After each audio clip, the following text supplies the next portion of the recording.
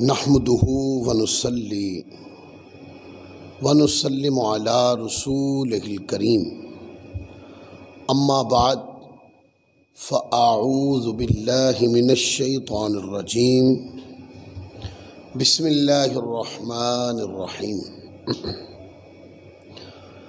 یا صاحب الجمال و یا سید البشر من وجہک المنیر لقد نور القمر لا يمكن الثناء كما كان حقه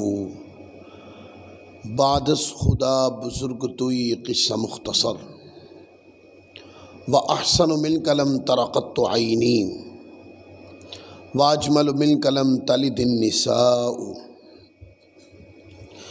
خلقت مبرئا من كل عیب كأنك قد خلقت كما تشاء بلغ العلا بکمالہ کشف الدجا بجمالہ حسنت جمیع خصالہ صلو علیہ وآلہ اللہم صل وسلم وبارک علی سیدنا و مولانا محمد وبارک وسلم وصلو علیہ۔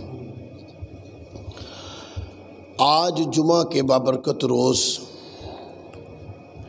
اللہ رب العزت کی بارگاہ میں یہ دعا کرتے ہیں اللہ ہمیں اس کی نعمتوں اور برکتوں سے سرفرازی عطا فرمائے۔ قرآن مجید میں ایک آیت کریمہ جس سے آج کی گفتگو کو شروع کرنا چاہ رہا ہوں، پارہ نمبر 4 کے اندر سورۃ آل عمران کی آیت نمبر 189 ہے۔ اللہ رب العزت نے ارشاد فرمایا وَمَا كَانَ اللَّهُ لِيُطْلِعَكُمْ عَلَى الْغَيْبِ وَلَكِنَّ اللَّهَ يَجْتَبِي مِن رُّسُلِهِ مَن يَشَاءُ فَآمِنُوا بِاللَّهِ وَرُسُلِهِ وَإِن تُؤْمِنُوا وَتَتَّقُوا فَلَكُمْ أَجْرٌ عَظِيمٌ۔ اللہ رب العزت نے اس آیت کریمہ میں آقا علیہ السلام کے شان علم کے ایک گوشے کو بیان کیا۔ یہ بات ذہن میں رکھ لیں، جب بھی ہم آقا علیہ السلام کی شان علم پر گفتگو کرتے ہیں تو بعض لوگوں کے ذہن میں یہ تصور آتا ہے کہ حضور علیہ السلام کی شان علم میں صرف شان علم غیب ہی ہے، اس کا بیان ہوگا تو یہ شان مصطفیٰ بیان ہوگی۔ بعض لوگوں کے ذہن میں یہ سوال ہے، نہیں، یہ علم غیب حضور علیہ السلام کا، یہ مصطفیٰ کے علم کا ایک گوشہ ہے، یعنی آقا علیہ السلام کا جو علم کل ہے اس کی ایک جہت علم غیب بھی ہے۔ ایک آپ کی شان علم میں ایک علم غیب آپ کی شان ہے اور ایک علم ظاہر آپ کی شان ہے۔ لیکن کتنا کچھ صحابہ کرام حضور علیہ السلام سے دنیاوی علم کے اعتبار سے سیکھتے تھے، حضور کی مجلس میں بیٹھ کر دنیا جہان کا خزانہ سیکھتے اور نسل انسانی کی آگے تربیت دین کے تناظر میں کیسے کرنی ہے، ان کی آبیاری کیسے ہوگی اور دین کو مستقیم کیسے کیا جائے گا، اور ہزاروں پہلو ہیں علم ظاہر کے، یہ بھی مصطفیٰ کی شان اقدس ہے۔ اور ایک پہلو حضور کے علم کا، مصطفیٰ کا علم غیب ہے، یہ آقا علیہ السلام کے شان علم میں ایک بہت بڑا پہلو ہے۔ یعنی حضور جیسے ظاہر کے اوپر نگاہ رکھتے ہیں، یہ بات مخفی نہیں رہنی چاہیے کہ مصطفیٰ باطن پر بھی نگاہ رکھتے ہیں۔ یہ تصور ہے اہل سنت کا کہ آقا علیہ السلام کے علم کو باعتبار علم ظاہر دیکھیں تو اس کا کوئی مثال مخلوق میں نظر نہیں آتی، اور اگر مصطفیٰ کی شان علم غیب کو دیکھیں تو کوئی مثال مخلوق میں مصطفیٰ کے علم کی اس جہت کی نظر نہیں آتی۔ آقا کی ذات اقدس کو باعتبار علم ظاہر کے لے یا باعتبار علم باطن یعنی علم غیب کے لے، آقا علیہ السلام کی ذات کی انفرادیت ہے کہ جو چیزیں، جو عظمتیں ان علوم کے تناظر میں اللہ تعالیٰ نے آقا کو عطا فرمائیں، اس میں حضور علیہ السلام سب سے کمال درجے پر ہے۔ باقی انبیاء کرام کو بھی یہ عظمت شان عطا ہوئیں، لیکن ان کے اوپر آقا علیہ السلام کی شان علم فائق ہے، بڑی ہے۔ تو اس آیت کریمہ میں اللہ تعالیٰ نے آقا علیہ السلام کے علم باطن کے اوپر، کیونکہ علم ظاہر کا تو کوئی بھی انکار نہیں کر سکتا نا، علم باطن کا انکار کرنے والے لوگ یہاں ہیں، حالانکہ اللہ کے نبی ہیں، ان پر وحی آتی ہے، ان کے منہ سے نکلا ہر جملہ وحی ہے۔ یہ بات سمجھنے میں کوئی مشکل پیش آنی نہیں چاہیے تھی کہ آقا علیہ السلام کو وہ تمام باتیں جو مخلوق کو پوشیدہ ہیں، مخلوق نہیں جانتی، مصطفیٰ ان کو بھی جانتے ہیں اللہ کی عطا سے۔ اور جب اس عقیدے کے اندر تصور اللہ کی عطا کا ہو گیا تو نہ ماننے والا شک مصطفیٰ کے علم پر کر رہا ہے یا اللہ کی عطا پہ کر رہا ہے۔ یہ سیکھنے سمجھنے والی بات ہے کہ جب اللہ نے عطا کی آقا کو شان علم غیب تو اللہ کی عطا ہے نا، تو اس میں ماننے میں کون سی مشکل ہے؟ کیا پریشانی ہے اس کو ماننے میں؟ تو آپ دیکھتے ہیں حضور علیہ السلام کے شان علم غیب کے بارے میں علماء اہل سنت کا عقیدہ یہ ہے کہ باعتبار علم الہی مصطفیٰ کا علم باز ہے، باعتبار علم الہی آقا علیہ السلام کا علم باز ہے، اور باعتبار مخلوق کے مصطفیٰ کا علم کلی ہے۔ یعنی کہ جتنا علم اور جتنے باطن کے معاملات پر نگاہ مصطفیٰ رکھتے ہیں، مخلوق کو بھی اتنا پتہ نہیں، سب پر فائق علم مصطفیٰ ہے۔ حضور کا علم باعتبار مخلوق کے دیکھیں تو کلی ہے، اور باعتبار علم الہی کے دیکھیں تو باز ہے۔ یہ عقیدہ ہے۔ تو آپ قرآن مجید کی اس آیت کریمہ میں دیکھیں، لوگ پوچھتے ہیں علم غیب مانتے ہیں تو کس آیت کریمہ میں آیا ہے یہ واقعہ، یہ بات جس میں اللہ نے بتایا ہو کہ میں اپنے نبیوں کو علم غیب دیتا ہوں؟ تو میں وہ آیت کریمہ پڑھی ہے۔ اللہ فرماتا ہے وَمَا كَانَ اللَّهُ لِيُطْلِعَكُمْ عَلَى الْغَيْبِ،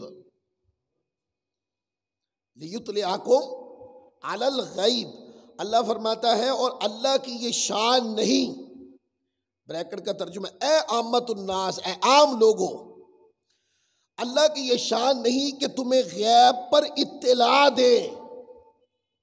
ہاں، لیکن اللہ اپنے رسولوں سے جسے چاہے غیب کے علم کے لیے چن لیتا ہے۔ اس کا معنی یہ ہے کہ اللہ تعالیٰ عام لوگوں کو غیب نہیں دیتا، اور انبیاء اور رسول سے اللہ تعالیٰ نے علم غیب کی نفی نہیں کی۔ تو آیت کریمہ سے بات سمجھ کے آئی، جب کہنا ہو کہ علم غیب نہیں جانتے تو یہ تصور کن کے لیے ہے؟ عامت الناس کے لیے۔ کن کے لیے؟ عام لوگوں کے لیے۔ قرآن پاک کی آیت نے بتایا کہ جب عام لوگوں کی بات ہو تو سارے مل کے نعرہ لگاؤ کہ وہ غیب نہیں جانتے، اور جب بات آ جائے انبیاء کرام کی، جب بات آ جائے رسولان اعظام کی، اور جب بات آ جائے امام الانبیاء کی، تو پھر کیا کرے؟ پھر آیت کریمہ نے بتا دیا کہ عام لوگوں کو تو اللہ غیب کا علم نہیں دیتا، اور دیتا کن کو ہے؟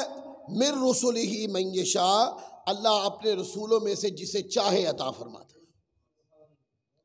تو قرآن مجید کی آیت نے مسئلے کو کتنا صاف کر کے واضح فرما دیا کہ اے پیارے حبیب مکرم، رسولوں کو اللہ دیتا ہے۔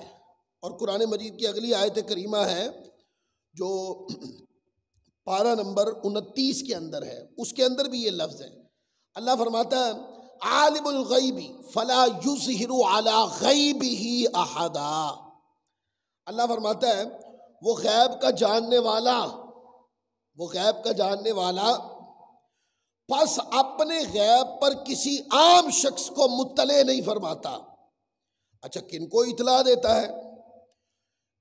الا من ارتضی من رسولہ من یشاء، الا من ارتضی من رسول فانہ یسلک من بین یدیہ، پھر الی آخر الآیہ۔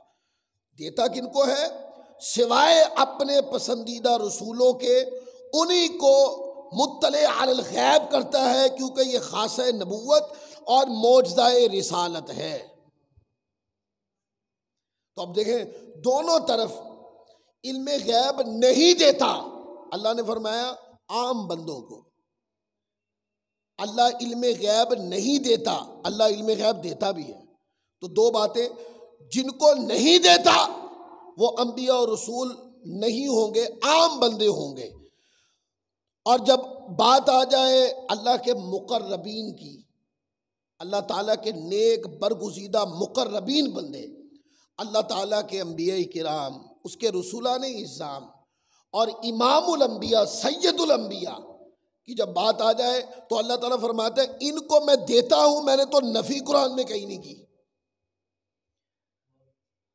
ایک آیت کریمہ، جیسے میں نے یہ آپ کو ایک بات آپ کے ذہن میں ڈال رہا ہوں، جیسے میں نے علم غیب کے اوپر آیت کریمہ پڑھی، اللہ رسولوں اور نبیوں کو عطا فرماتا ہے، اس کے اوپر میں نے اللہ تعالیٰ کے انبیاء اور رسولان اعظام کا نام پڑھا۔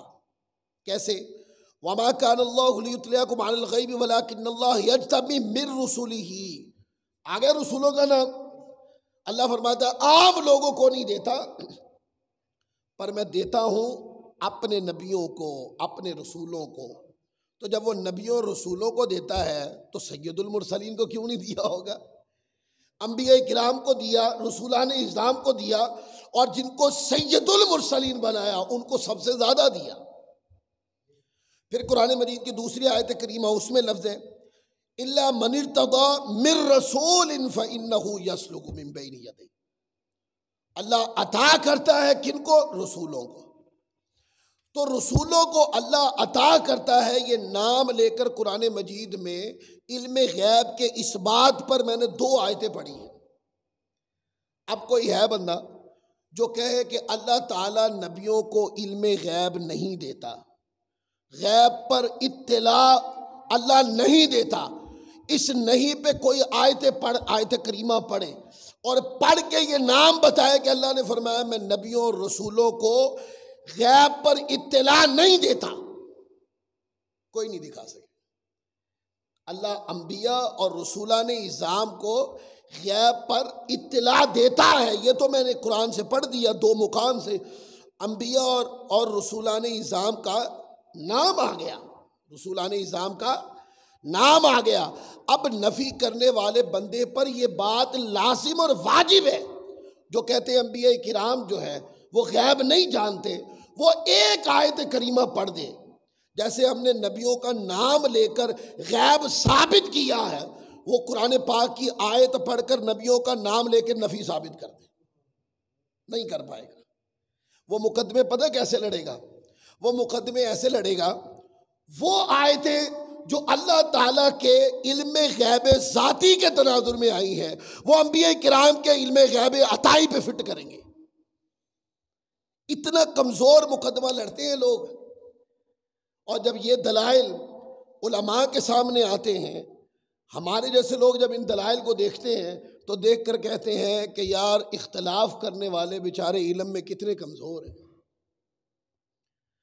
تو دیکھیں 2 آیتوں میں یہ بات ثابت ہوئی کہ ایک تو اللہ عام بندوں سے کلام نہیں کرتا، ایک بات تو جن سے کلام کرتا ہے وہ عام نہیں ہے، ایک پیغام اس میں یہ ہے۔ لہذا کوئی بھی انبیاء کرام کا تعارف کرواتے ہوئے اس کی تقریر سے یہ تاثر نہیں آنا چاہیے جیسے عام بندے کی تعریف کی جا رہی، یا عام بندے کو مخاطب کیا جا رہا ہے یا متعارف کروایا جا رہا ہے، یہ منع بھی ہے اس میں۔ کہ عام بندوں سے کلام نہیں کرتا، جن سے کلام کرتا ہے وہ عام نہیں ہوتے، وہ خاص ہوتے ہیں، ان کا تعارف بھی خاصوں والا ہونا چاہیے۔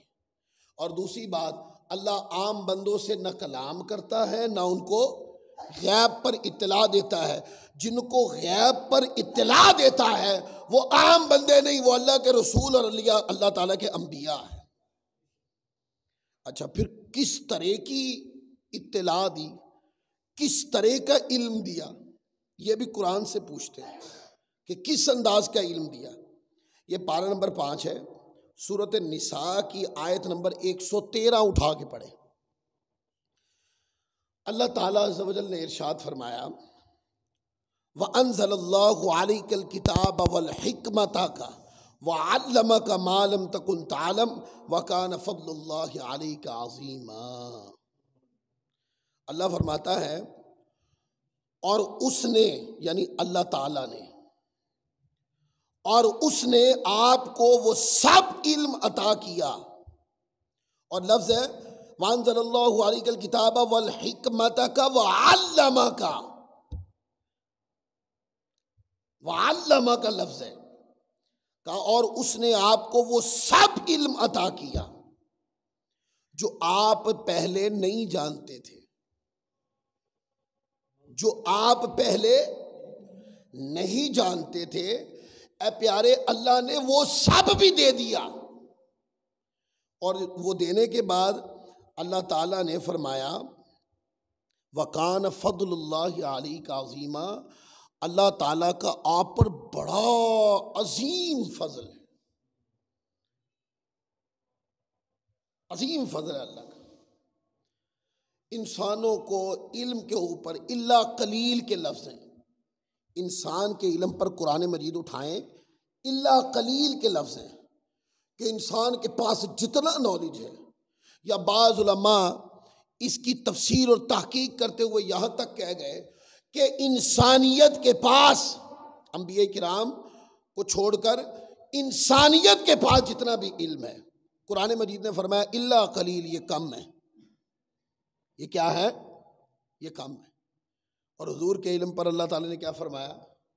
وَكَانَ فَضْلُ اللَّهِ عَلَيْكَ عَظِيمًا، فرمایا پیارے، جو کل انسانیت کو عطا کیا الا قلیل، وہ کم ہے، وہ قلیل ہے، وہ محدود ہے، وہ دائرے میں ہے، اس کو لوگ ناپ تول کر سکتے ہیں، لوگ اس کے اوپر تکلم کر سکتے ہیں، لوگ ناپ تول کرتے ہیں، تکڑی ترازو عقل کے ترازو میں رکھ کر اس کو تولتے ہیں، کیونکہ الا قلیل، وہ قلیل ہے۔ اور جب بات آئی اے پیارے تیرے علم کی، تو اللہ نے فرمایا کان فضل اللہ علیک عظیما، اللہ نے جو آپ نہیں جانتے تھے وہ سب عطا کیا۔ اور کیا ہے؟ اللہ کا آپ پر فضل عظیم ہے۔ تو جو الا قلیل ہے علم، انسان کا علم الا قلیل کر کے بیان کیا۔ کیا آج کوئی ہے بندہ انسان یا انسانیت کا جو کل علم ہے اس کو احاطے میں لے آئے اور وہ کہ کل انسانیت کے پاس جتنا بھی نالج ہے میں جانتا ہوں؟ ہے کوئی دعوے دار ایسا؟ نتیجے کی طرف آ رہے ہیں ہم۔ ہے کوئی دعوے دار ایسا کہ جو کہے کہ انسان کی جتنی بھی نالج ہے چاند تک چلی گئی ہے، خلا تک پہنچنے والی ہے، زمین کے انتروں میں جا چکی ہے، اور پہاڑوں تک کے اندر تک جا چکی ہے، اور آپ دریاؤں سمندروں کے اندر تک جا چکی ہے۔ انسان کی نالج جو زمین کے اوپر ہے وہ بھی ہے، زمین کے اوپر، زمین کے اندر، اور اسی طرح سمندروں میں، فضاؤں میں، اور چاند پر اور چاند کے پار کے دعوے سامنے ہیں۔ ہے کوئی بندہ؟ اس سارے علم کو قرآن مجید نے فرمایا الا قلیل، یہ کم ہے۔ یہ کیا ہے؟ یہ کم ہے۔ تو کوئی ہے جو علم کم ہے؟ اس کا تو قرآن مجید نے فرمایا الا قلیل، یہ کم ہے، یعنی یہ تل سکتا ہے، یہ ابتدا اور انتہا رکھتا ہے، اس کو ناپا تولا سوچا جا سکتا ہے۔ تو جو علم ناپا تولا سوچا جا سکتا ہو، فرمایا کہ اللہ قلیل کر کے بیان کیا ہے کوئی دعوے دار ایسا کہ وہ کہے کہ میں جانتا ہوں سارا؟ نہیں ہے کوئی بھی دعوے دار، کوئی بھی دعوے دار نہیں ہے۔ تو جو اللہ قلیل ہے اس کی کما حقو ہو، ہر جیسے اس کا احاطہ کرنے کا تو کوئی دعوے دار ہی نہیں ہے۔ تو جس علم کو اللہ نے فرمایا کان فضل اللہ علیک عظیما، کہ یہ عظیم علم ہے، تو وہ کیسے تل جائے گا بھائی؟ ایک پھر یہ کہ ایک ہوتا ہے عظیم کہنا، عظیم کا معنی ہوتا ہے بڑا، ایک ہوتا ہے کسی چیز کو بڑا آپ نے اور میں نے کہا۔ تو ہم نے عقل کے مطابق کہا نا، جتنی صبر ہے، جتنی عقل ہے، جتنا شعور ہے، اس کے مطابق کہا ہم نے کہ اللہ تبارک فلاں چیز کے بارے میں ہم نے یہ کہا۔ لیکن یہ عام بندے کی سوچ ہے، عام بندے کا نالج ہے کہ وہ کہے یہ عظیم ہے، اور عام بندے کا کسی چیز کو بڑا کہنا اور اللہ کا کسی چیز کو یا علم کو بڑا کہنا میں فرق ہے کہ نہیں؟ بولیے۔ عام چیز کو، عام علم کو اوپر کسی نے کہا کہ یہ بڑا ہے، تو اس نے اپنے علمی ذہنی سطح کے مطابق ہی کہا نا، جتنے اس کو عقل تھا اس پیمانے کو سامنے رکھ کے اس نے کہا کہ فلاں علم عظیم ہے۔ اور اللہ کا علم تو کسی دائرے میں بند نہیں ہو سکتا۔ اللہ کے علم کے اوپر تو ابتدا و انتہا کا لفظ بھی نہیں بولا جا سکتا۔ علم کا، اللہ تعالیٰ کا علم علم ذاتی ہے، وہ تو عطائی بھی نہیں ہے، اس کو کوئی تول نہیں سکتا، اس کے برابر کوئی کھڑا نہیں ہو سکتا، اس کے مطابق کا کوئی نہیں ہے۔ سارے علم اس کی عطا سے ہیں، پر کوئی علم اس کا مقابلہ نہیں کر سکتا۔ اور ایسی ذات کسی علم کے بارے میں کہے اے پیارے جو آپ نہیں جانتے تھے، وَعَلَّمَكَ مَا لَمْ تَكُنْ تَعْلَمْ، جو آپ نہیں جانتے تھے اللہ نے وہ بھی عطا فرمایا، اور عطا فرما کر کہا وَكَانَ فَضْلُ اللَّهِ عَلَيْكَ عَظِيمًا، اللہ کا آپ پر فضل عظیم ہے۔ تو عام بندے کی عظمت علم بندے سے تل نہ سکے، تو جس کو اللہ عظیم بنائے اس کی شان علم کیسے تل سکتی؟ یہ پوری گفتگو کا نچوڑ یہ ہے۔ کچھ لوگ بات کرتے ہیں وہ آقا علیہ الصلوۃ والسلام کے علم کو عام بندے کے علم کی طرح ثابت کرنے کی کوشش کرتے ہیں، بلکہ کوشش نہیں کرتے، ناکام کوشش کرتے ہیں، کیونکہ جب یہ کوشش کی جانے لگتی ہے اس کی کمزوری نکل کے اسی ٹائم باہر آ جاتی ہے کہ جو چیز صرف عظیم نہیں اپنی عظمت میں باکمال ہو، جو علم صرف عظیم نہیں بلکہ اپنی عظمت میں تمام عالموں کے اندر بے مثال ہو، مخلوق میں اس ذات کے علم کے بارے میں کوئی تبصرہ کرے گا عام بندے جیسا تو وہ پکڑا جائے گا کہ نہیں اسی ٹائم؟ تو اس کے کئی چیزیں اس کے اوپر دلائل قرآن حدیث میں نے آپ کو بتایا تھا۔ ایک صرف صحیح بخاری اٹھا لیں، مسلم، ترمذی، نسائی، ابن ماجہ، یہ ساری بعد میں ہے، مسند احمد بن حنبل بھی ہے، پھر مصنف عبد الرزاق بھی ہے، مصنف ابو بکر ابن ابی شیبہ ہے، اور کئی کتابیں حدیث کی، درجنوں کتابیں وہ الگ ہیں۔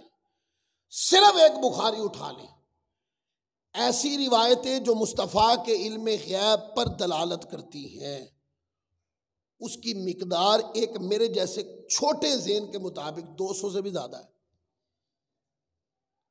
200 سے بھی زیادہ ہے۔ بخاری شریف کے اندر یہ وہ حدیثیں ہیں جس کو بخاری پڑھتے میں نے ٹک مار کیا ہے کہ یہ صحیح بخاری شریف میں ہے اور یہ مصطفیٰ کے علم پر دلالت کرتی ہیں۔ مطلب ایک روایت پڑھتا ہوں، آپ اس سے سمجھ جائیں گے۔ بدر کا میدان ہے، یہ بخاری مسلم میں دونوں مقام پر یہ روایت موجود ہے۔ بدر کا میدان ہے، مختصر کر کے مفہوماً بیان کر رہا ہوں، پھر آگے تفصیل سے اس کو بیان کریں گے عربی عبارت پڑھ کے۔ کل واقعہ ہونا ہے، واقعہ کل ہوگا۔ آقا علیہ الصلوۃ والسلام صحابہ کرام کے ساتھ بدر کے میدان میں حضور چہل قدمی فرما رہے ہیں، صحابہ کرام حضور کے ساتھ ہیں، ایک چھڑی ہے غالباً ہاتھ میں یا انگلی کے اشارے سے، انگلی کے ساتھ آقا علیہ الصلوۃ والسلام ایسے نشان لگا رہے ہیں، اور نشان لگا کر حضور علیہ الصلوۃ والسلام ساتھ ہی فرما رہے ہیں کل فلاں کافر مر کے یہاں گرے گا، ھذا مصرع فلان، ھذا مصرع فلان غدن، ھذا مصرع فلان غدن، نشان لگاتے جا رہے اور فلاں کی جگہ اس کافر کا نام لے رہے ہیں کہ یہ جو دائرہ ہے کل فلاں کافر مر کے یہاں گرے گا۔ وہ کہتے ہیں اگلے دن پھر جنگ بدر ہوئی، اور آقا نے جہاں نشان لگایا تھا اور نشان لگا کے جس کافر کا نام لیا تھا وہ وہیں مرا پڑا تھا۔ اب یہ جو حدیثیں ہیں اس میں دو طرح کی دلالت ہے، ایک تو ان احادیث سے صریح مصطفیٰ کے علم غیب پر دلالت کہ واقعہ بھی رونمائی نہیں ہوا، کل ہونا، جو کافر ہے کل مرے گا، وہ آقا علیہ الصلوۃ والسلام نے اس کے کل مرنے کی اطلاع دے دی۔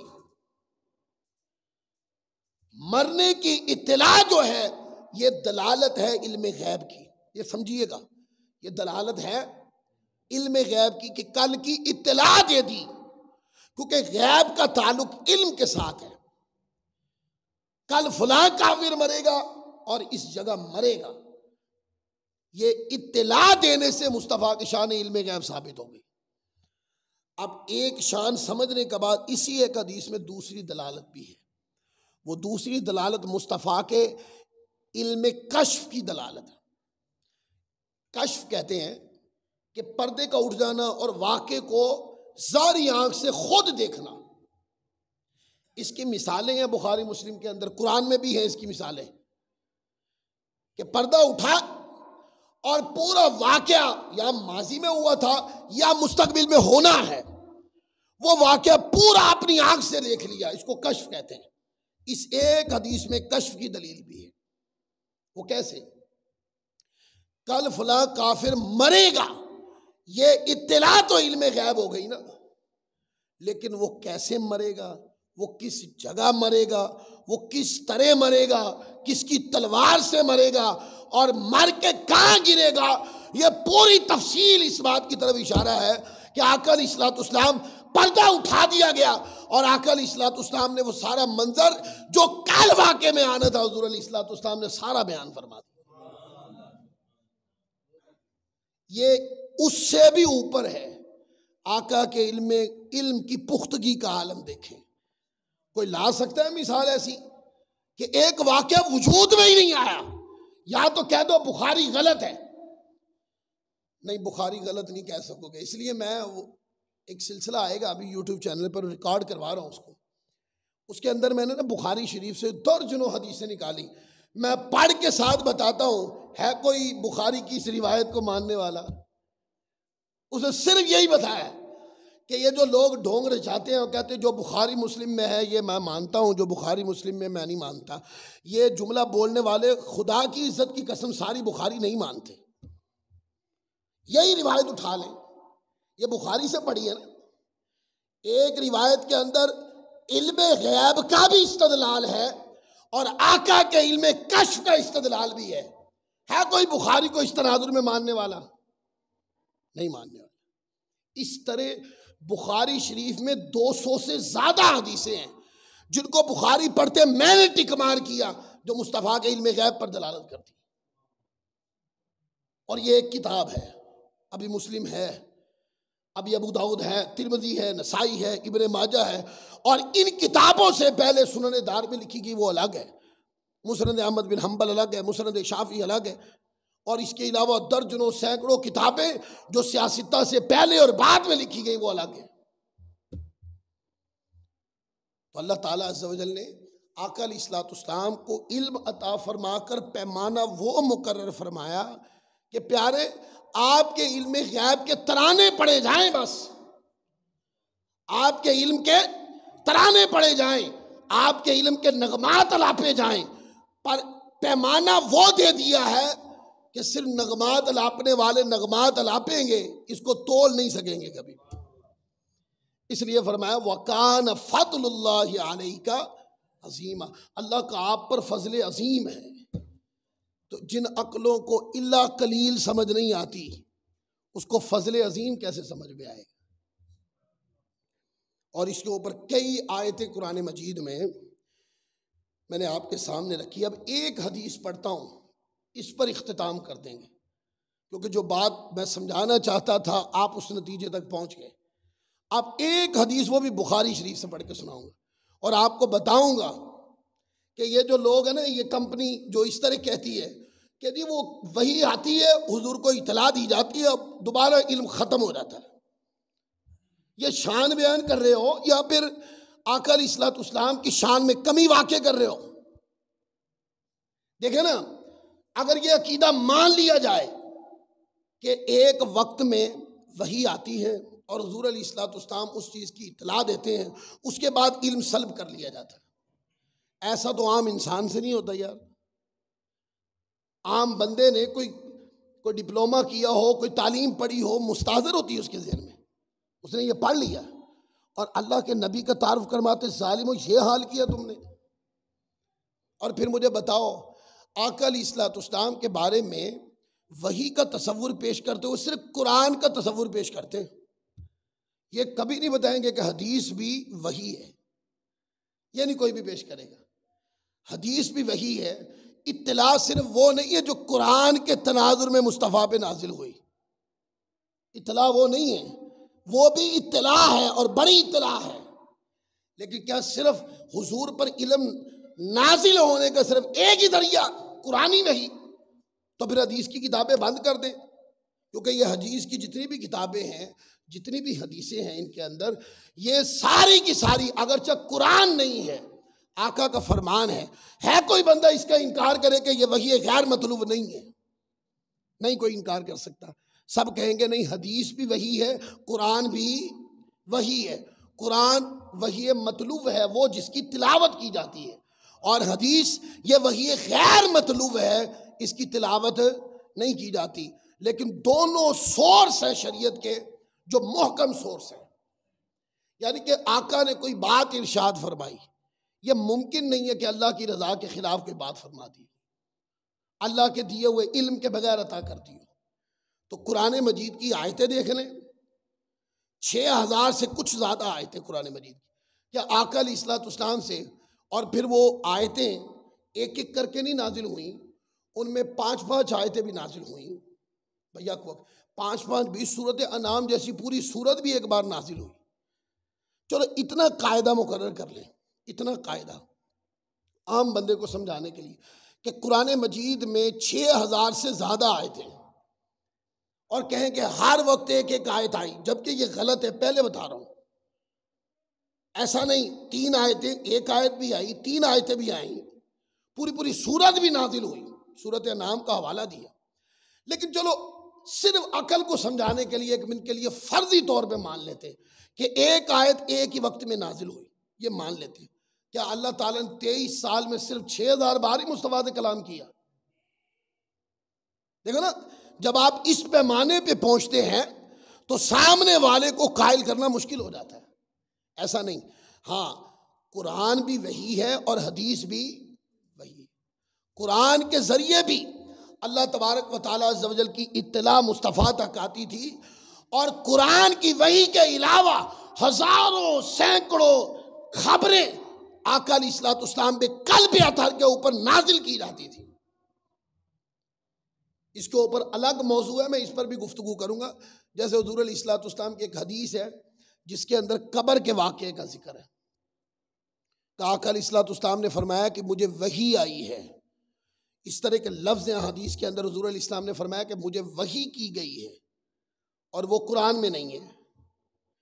قبر میں 3 سوال ہوں گے، اس کی صراحت قرآن میں نہیں ہے، ایک آیت کریمہ سے استدلال ہوتا ہے، لیکن آقا علیہ الصلوۃ والسلام نے وہ پورا واقعہ بیان کرتے ہوئے کہ قبر میں تمہاری آزمائش ہوگی، یعنی قبر میں تم سے سوال ہوں گے، بخاری شریف اٹھا کے پڑھیں، اس میں لفظ ہے کہ آقا علیہ الصلوۃ والسلام نے فرمایا مجھے وحی کی گئی ہے، یہ وحی قرآن میں تو نہیں ہے۔ اس کا معنی یہ ہے کہ وحی 2 طرح، قرآن کی صورت میں بھی مصطفیٰ پر، اللہ کا کلام نازل ہوتا، حدیث کی صورت میں بھی مصطفیٰ پر اللہ کا کلام نازل ہوتا۔ تو اللہ تعالیٰ نے حضور کے علم کو علم عظیم عطا فرمایا، اور اس علم کے اوپر فضل عظیم کا لفظ فرمایا کہ یہ فضل عظیم ہے۔ یہ کیوں دو پیمانے، عظیم اور فضل، یہ دو پیمانے کیوں مقرر کیے؟ فرمایا پیارے اس لیے کہ تیرے علم کو کوئی تول نہ سکے، اس کی ابتدا اور انتہا کی جو خبر ہے وہ اللہ کو ہی ہے۔ مخلوق جتنا بھی زور لگائے تیرے علم کی نہ تو انتہا کو پہنچ سکتی نہ ابتدا کو پہنچ سکتی۔ اے مولا یہ پیمانہ مقرر کیوں کیا؟ اس لیے کہ ذکر کرنے والے صرف ذکر کرتے رہیں، اے پیارے تیرے علم کو تولنے کی گستاخی نہ کریں۔ یہ ہے اس میں۔ تو ایک حدیث پڑھتا ہوں اس پر، یہ صحیح بخاری ہے، کتاب الاعتصام بالکتاب والسنہ، اس کے اندر یہ روایت ہے، اور حدیث نمبر 6864 ہے۔ یہ پوری روایت ہے، اس کو توجہ سے سنیں۔ جب میں نے آپ کو بتا دیا کہ اللہ تعالیٰ نے فرمایا اے پیارے جو آپ نہیں جانتے تھے وَعَلَّمَكَ مَا لَمْ تَكُنْ تَعْلَمْ، اللہ نے وہ سب بھی آپ کو عطا فرما دیا، اور اللہ کا آپ پر فضل عظیم ہے۔ ٹھیک، اب اس آیت کریمہ کے اوپر دلالت کرنے والی ایک حدیث جو صحیح بخاری میں ہے وہ پڑھ رہا ہوں تاکہ اس آیت کریمہ کی شرح بھی مضبوط ہو جائے۔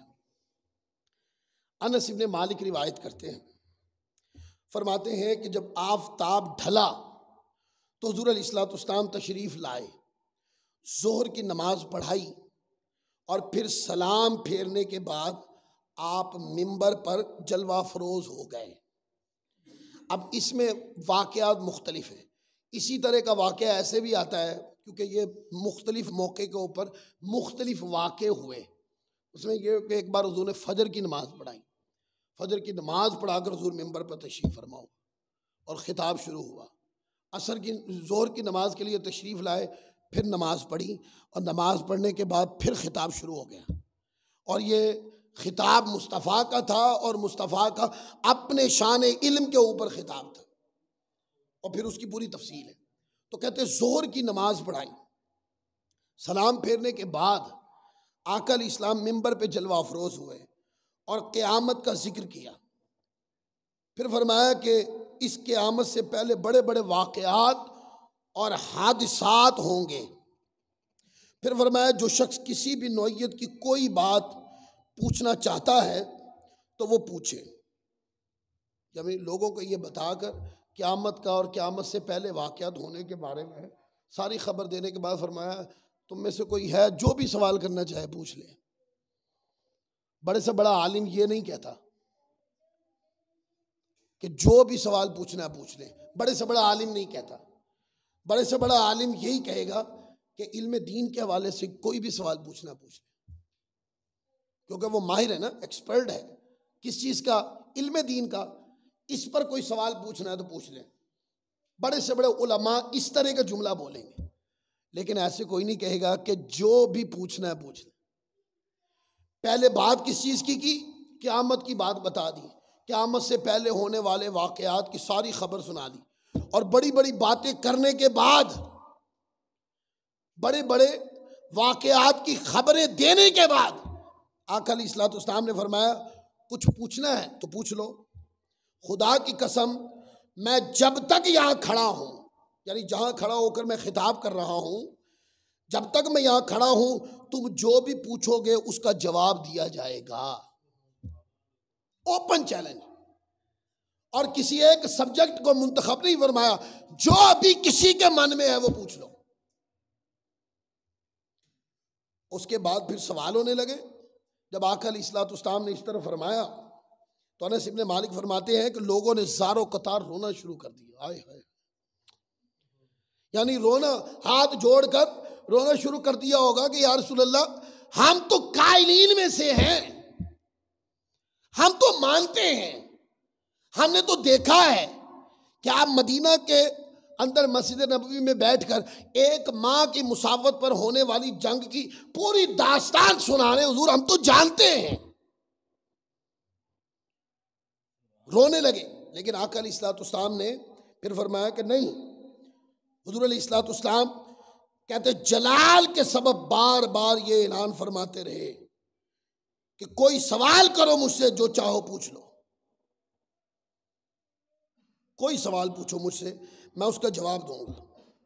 انس ابن مالک رضی اللہ تعالیٰ عنہ کہتے ہیں جب حضور علیہ الصلوۃ والسلام جلال میں یہ ارشاد فرمایا تو انس ابن مالک کہتے ہیں ایک شخص کھڑا ہوا، اب بڑی توجہ سے سنیے گا، ایک شخص کھڑا ہوا اور کہنے لگا یا رسول اللہ میرا ٹھکانہ جنت میں ہے یا دوزخ میں؟ نہیں پوچھا حضور نماز کے فرض کتنے، بڑی توجہ سے بات دل میں ڈال رہا ہوں، نہیں پوچھا یا رسول اللہ نماز کے فرض کتنے ہیں، واجبات کتنے ہیں، حضور فلاں معاملے میں زکوٰۃ کیسے دی جائے گی، فلاں دین کے مسائل اس نے کوئی نہیں پوچھے، یہ مسائل اس نے نہیں پوچھا، اس نے وہ پوچھا جو پوچھنے کا حق تھا، کیونکہ اس نے دیکھا کہ جس ذات کے بارے میں پوچھ رہا ہوں ان سے کچھ چھوٹے چھوٹے سوال کیے جاتے ہیں، یہ چھوٹے چھوٹے سوال کیے جانے والی ذات ہے جو ایک نگاہ میں کل کائنات کو دیکھے، ان سے یہ سوال پوچھا جائے گا کہ زکوٰۃ کیسے دی جاتی ہے؟ بولیے، انہوں نے بھی سوال یہ اٹھایا کہ یا رسول اللہ میرا ٹھکانہ جنت میں ہے یا دوزخ میں؟ کوئی شخص تھا، تو آقا علیہ الصلوۃ والسلام نے فرمایا کہ تیرا ٹھکانہ دوزخ ہے۔ علماء فرماتے ہیں یہ جو جملے مصطفیٰ کے ہیں یہ فقط علم کی دلالت نہیں ہے، یہ کشف کی دلالت بھی ہے، کہ جہاں حضور نے فرمایا کہ یہ دوزخ میں ہے، اس نے کہا یا رسول اللہ میرا ٹھکانہ کہاں؟ فرمایا دوزخ میں۔ اس کا معنی یہ ہے کہ دوزخ بھی مصطفیٰ کی نگاہ کے سامنے ہے، اور اس بندے کا مستقبل کیا ہے وہ بھی مصطفیٰ کے سامنے ہے، اور اس کا مستقبل میں ٹھکانہ کیا ہے وہ بھی مصطفیٰ کے سامنے۔ وہ دیوار کے پیچھے کا علم نہیں، وہ تو مریض لوگ ہیں، خدا کی قسم علمی یتیم لوگ ہیں، علمی مریض کہہ لے، علمی یتیم کہہ لے ان لوگوں کو جو کہتے ہیں دیوار کے پیچھے کا علم نہیں۔ میں اکثر کہا کرتا ہوں وہ دیوار ذرا مجھے بھی تو بتاؤ نا، ہمارا تو دعویٰ یہ کہ وہ کون سی دیوار ہے جس کے پیچھے کا مصطفیٰ کو علم نہیں، ہم تو یہ دعویٰ کرتے ہیں۔ انہوں نے کہا یا آقا علیہ السلام فرمایا کہ تمہارا ٹھکانہ دوزخ میں ہے۔ اس کے بعد اس مجلس میں ایک اور سوال ہوا، اور یہ روایت امام بخاری کر رہے ہیں تاکہ کسی کو بخار بھی چڑھے تو امام بخاری کو دیکھ کے اتر جائے۔ اگلا سوال ہوا، حضور علیہ السلام کے ایک صحابی تھے، تو کچھ لوگ معاشرے کے اندر ایسے ہوتے ہیں نا جو لان تان کمزوریاں نکالتے ہیں، ظاہر ہے مسلمانوں کے ساتھ کافر لوگ بھی رہتے تھے، تو وہ کمیاں کمزوریاں مسلمانوں میں نکالنا ان کی عادت تھی۔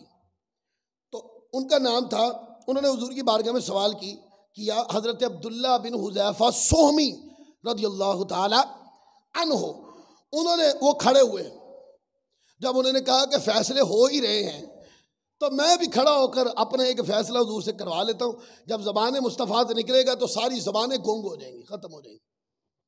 وہ کھڑے ہوئے اور کھڑے ہو کر انہوں نے ایک سوال پوچھا، مجھے بتائیے گا اس سوال کا تعلق واجبات دین میں سے ہے، فرائض دین میں سے ہے؟ انہوں نے کھڑے ہو کر سوال پوچھا اور کہا یا رسول اللہ یہ بتائیں میرا باپ کون ہے؟ یا رسول اللہ میرا، اس سوال کا جواب صحیح کون دے سکتا ہے؟ اس کی ماں ہی دے گی نا جواب کہ اس کا باپ کون ہے، ٹھیک ہے، لیکن نگاہ دیکھو کہاں تک کہ ان کو پتا ہے کہ اس بارگاہ سے جو فیصلہ ہوگا وہ صحیح ہوگا، اور اس کے بعد ساری زبانیں لوگ منسوب کرتے تھے نا کسی اور طرف۔ معاشرے میں ایسے لوگ ہوتے چونکہ کافر لوگ بھی ساتھ رہتے تھے، منسوب کرتے تھے۔ تو حضرت عبداللہ بن حذیفہ کو تو آقا علیہ الصلوۃ والسلام نے اس بات کا بھی جواب دیا، فرمایا کہ نہیں لوگ غلط کہتے تمہارا باپ حذیفہ ہی ہے۔ یہ دو سوال حضور کے ہوئے۔ انس بن مالک کہتے ہیں یہ جواب دینے کے بعد کہ کون جنت میں جائے گا یا دوزخ میں جائے گا اور کس کا باپ کیا ہے، دونوں سوالوں کا تعلق واجبات دین میں سے نہیں ہے، فرائض دین میں سے نہیں ہے، ٹھیک ہے۔ اس لیے میں بتا رہا ہوں وہ آیت میں تھا کہ پیارے جو آپ نہیں جانتے تھے ہم نے وہ سب کچھ آپ کو عطا کیا۔ میں اس کی مثال دے رہا ہوں کہ یہ اس کی مثال ہے کہ آقا علیہ الصلوۃ والسلام نے دعویٰ ہی کر دیا، کوئی بھی کھڑا ہو کے کچھ بھی پوچھ لے، اور جس نے پھر جو پوچھا پھر اس کو خیرات ملی، وہ خالی نہیں گیا۔ انس ابن مالک کہتے ہیں یہ 2 سوالوں کے جواب دے کر آقا علیہ الصلوۃ والسلام بار بار فرماتے رہے مجھ سے سوال کرو میں تمہیں جواب دوں گا، سلونی فرمایا مجھ سے سوال کرو میں تمہیں جواب دوں گا۔ کہتے ہیں کہ یہ کرنے کے بعد اب سارے صحابہ بیٹھے تھے، صحابہ کو تو علم مصطفیٰ پہ کوئی سوال ہی نہیں تھا، علم مصطفیٰ پر صحابہ کو تو سوال اس لیے نہیں تھا، جب آقا نے پہلی بار فرمایا کہ پوچھا کیا پوچھنا ہے، صحابہ تو رونے لگ گئے، یا رسول اللہ ہمارا یہ سوال نہیں ہے، یہ تو منافقین نے اعتراض کیا ہے، یا رسول اللہ ہم تو ماننے والے ہیں، ہم تو بے مثل ماننے والے ہیں، ہم تو اعلیٰ کمال کے اوپر ماننے والے ہیں۔ اور جب 2 سوالوں کے جواب ہو گئے اور حضور جلال میں خطاب فرماتے رہے، مسجد کے اندر جلال میں خطاب فرماتے، ہے کوئی اور سوال کرنے والا پوچھو مجھ سے میں جواب دیتا ہوں۔ یہ مسجد میں ہو رہا ہے، نماز کے بعد ہو رہا ہے، اور اجتماع میں ہو رہا ہے، اور مصطفیٰ کا خطاب ہو رہا ہے، اور علم مصطفیٰ پہ ہو رہا ہے۔ یہ بیک وقت یہ ساری چیزیں ہو رہی ہیں کہ حضور اپنے شان علم غیب پہ خود دلائل عطا فرما رہے ہیں، اس لیے نہیں کہ کوئی مانے، نہیں ماننا کس نے، سارے ہی ماننے والے تھے، انکار منافقین کا تھا ان کی زبان بند کرنے کے لیے۔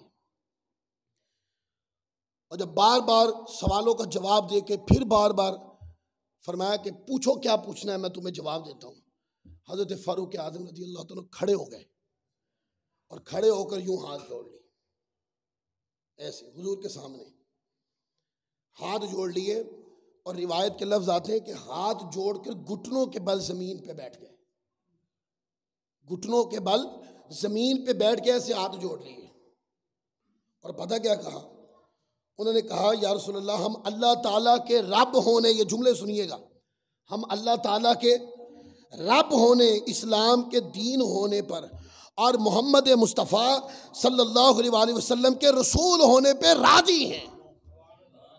علماء فرماتے ہیں سیدنا فاروق اعظم کا یہ جملہ کہ یا رسول اللہ ہم راضی ہیں، اس کا معنی یہ ہے ہم اس بات پہ راضی ہیں کہ آپ کی شان علم غیب تلنے والی نہیں ہے، یہ ہے اس طرف اشارہ کہ یا رسول اللہ ہم اس بات میں انکار کرنے والے نہیں ہیں کہ دنیا جہان میں کوئی چیز ایسی ہو جس کا آپ کو علم نہ ہو، ہم تو ماننے والے ہیں، ہم اللہ کے خدا ہونے اور دین اسلام کے دین حق ہونے اور آپ کے رسول حق ہونے کے قائل ہیں۔ تو پھر راوی کہتے ہیں حضرت فاروق اعظم رضی اللہ تعالیٰ نے یہ گزارش کی تو آقا علیہ الصلوۃ والسلام پھر خاموش ہو گئے، خاموشی اختیار فرمائی۔ پھر حضور علیہ الصلوۃ والسلام نے فرمایا، آگے فرمایا کہ قسم ہے اس ذات کی جس کے قبضہ قدرت میں میری جان ہے، ابھی ابھی یہ لفظ فرمائے، ابھی ابھی اس دیوار کے سامنے مجھ پر جنت اور دوزخ پیش کی گئی جبکہ میں نماز پڑھ رہا تھا، تو آج کی طرح میں نے خیر اور شر کو کبھی نہیں دیکھا، یعنی جو خیر اور شر آج میں نے دیکھی ہے اس سے پہلے نہیں دیکھی۔ ساتھ اور بھی بتا دیا کہ تم تو جنت اور دوزخ کے سوال کرتے ہو، میں نے نماز میں سامنے دیکھی ہیں، جب میں نماز پڑھ رہا تھا تو جنت اور دوزخ میرے سامنے تھی، اور خیر کا اترنا جو ایک روحانی عمل ہے، خیر کا اترنا ایک روحانی عمل ہے جس کو ننگی آنکھ نہیں دیکھ سکتی، شر اترا ایک باطنی عمل ہے جس کو ننگی آنکھ نہیں دیکھ سکتی۔ آقا فرماتے ہیں خیر کو اترتے بھی میں نے دیکھا ہے، آج سے پہلے خیر اتنی وسعت کے ساتھ تشریف نہیں لایا، اور شر بھی اترتے دیکھا ہے، اور شر کی وسعت کو بھی میں نے ملاحظہ فرمایا۔ اب مجھے بتاؤ یہ حدیثیں سننے، اور یہ ایک حدیث پڑھی ہے بخاری شریف سے، یہ ایک حدیث پڑھی ہے بخاری سے، درجنوں روایتیں 200 سے زیادہ ایک ناقص علم کے مطابق بخاری شریف میں روایتیں جو علم غیب پر دلالت کرتی، ایسے تعارف کرواؤ نا حضور کا، اللہ کے نبی کا، نبی مکرم کا جب تعارف کروایا جائے اس طرح تقریر کیا کرو کہ تمہاری تقریر کے اندر وسعت شان نظر آنی چاہیے، سننے والے پہ یہ تاثر نہ جائے کہ جیسے عام بندے کا ذکر کیا جا رہا ہے۔ اللہ کے انبیاء کا جب ذکر کیا جائے تو اس کے اندر اونچائی ہونی چاہیے، اس کے اندر وسعت ہونی چاہیے، محبت ہونی چاہیے، پیمانہ اعلیٰ ہونا چاہیے۔ تمہاری تقریر یہ بات بتائے کہ کسی بزرگ ذات کا تعارف کروایا جا رہا ہے، کسی بے مثال ذات کو پیش کیا جا رہا ہے، یہ تقریر کا ہونا چاہیے۔ اور تم سوکھی سوکھی تقریریں کرو، تم سوکھی سوکھی تقریریں کرو، بخاری کی حدیثیں نظر انداز کر دو جب مصطفیٰ کے علم غیب کو رد کرنا ہو، قرآن کی آیتوں کا انکار کر دو، چھوڑ دو، اور ایک ضعیف اور من گھڑت موضوع روایت جس کو شیخ محقق نے لکھ کے رد کیا ہے مدارج النبوت میں، اس کو پڑھ کے کہو کہ حضور نے فرمایا کہ مجھے دیوار کے پیچھے کا علم نہیں ہے۔ کبھی کبھی سنیوں کے اوپر پرچہ کاٹنا ہو نا تو کہتے ہیں بھی کوئی بات شان کی کر دیں تو کہتے ہیں بخاری میں ہے، مسلم میں ہے، نہیں مانتے ہم۔ ہمارے سادہ لوگ پریشان ہو جاتے ہیں کہ یہ کیا ہوا۔ تو آج سنیوں کا عقیدہ بخاری میں بھی ہے اور مسلم میں بھی ہے اور درجنوں سینکڑوں کتابیں حدیث کی اور قرآن مجید کی درجنوں آیتوں میں ہے۔ کہاں ہے وہ دعویٰ کرنے والے؟ کون مانتا ہے اس کو؟ کوئی؟ اس کے مقابلے میں ایک من گھڑت روایت جس کے بارے میں شیخ محقق نے یہ جملے بولے ہیں، اس پر پورا بیان ریکارڈ کروا کے یوٹیوب چینل پہ ڈالا تھا میں نے۔ اس احادیث کے بارے میں جو بیان کیا جاتا، آپ نے فرمایا کہ اس طرح کی کوئی روایت وارد ہی نہیں ہوئی کہ جس کے اندر یہ ہوگا دیوار کے پیچھے کا علم نہیں۔ اور ایسی سینکڑوں ہزاروں روایات ہیں جس کے اندر یہ ہے کہ کل جہان مصطفیٰ کی نظر کے سامنے۔ مسلم شریف سے ایسی روایت بھی میں پڑھ سکتا ہوں کہ آقا علیہ الصلوۃ والسلام نے فرمایا اللہ نے زمین کے مشارق اور مغارب سمیٹ کے میرے سامنے رکھ دیے، میں زمین کے مشارق کو بھی جانتا ہوں، مغارب کو بھی جانتا ہوں۔ حدیث کی کتابوں سے ایسی روایت بھی نکال کے پڑھ سکتا ہوں کہ حضور علیہ السلام نے فرمایا میں دنیا کو ایسے دیکھتا ہوں جیسے ہتھیلی کو دیکھتا ہوں۔ یہ ابھی پڑھی نہیں ہے، صرف ایک بخاری شریف کی روایت پڑھ کے یہ بات بتائی ہے کہ مصطفیٰ کے علم کی بات آئے یا آقا کی شان اقدس کا کوئی بھی پہلو آئے، تقریر کرتے ہوئے عوام کے اوپر ایک بے مثالی کا تصور آنا چاہیے۔ کسی بہت بڑی فضیلت والی، عظمت والی، رفعت والی، عظیمت والی شان کوئی بیان کر رہے، یہ پورا امپریشن جانا چاہیے عوام کے اوپر۔ اور اگر آپ کی تقریر نیگیٹو پہلو پہ آ جائے، ایسے لگے کہ بڑی ذات کا عام لوگوں کی طرح تعارف کروایا جا رہا ہے، تو پھر آپ اپنی تقریر کا رخ بدلو، یہ بے دینی پر مبنی ہے۔ اللہ تعالیٰ ہم سب کو عمل کی توفیق عطا فرمائے۔